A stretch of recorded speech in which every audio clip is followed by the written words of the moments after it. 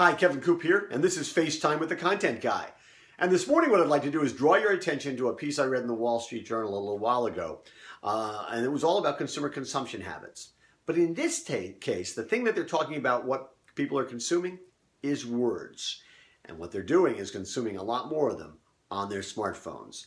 Now, according to the journal, a Nielsen survey of 2,000 people this past December revealed that about 54% of e-book buyers said they use smartphones to read books at least some of the time. That's up from 24% just in 2011.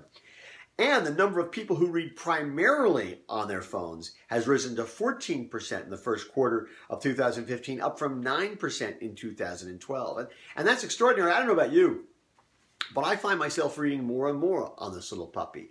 And sometimes I might be sitting in an office someplace waiting, or I might be online someplace. You know, you're at the bank or you're doing something like that. Or airports. Wow, you're on airports waiting and you just got a few minutes waiting for your luggage. And it's just so easy just to read here, pick up a couple of things, newspapers, magazines, or catch up on one more chapter of a book I happen to be reading on the plane.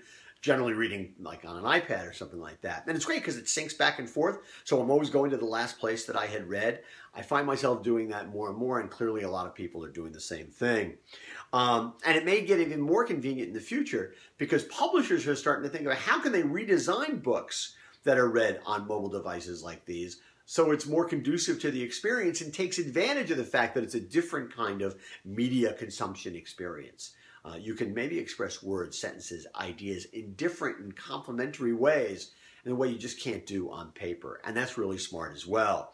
You know, and the thing is, the number of smartphones is going to go up. So this makes an awful lot of sense. There's a lot of money involved here.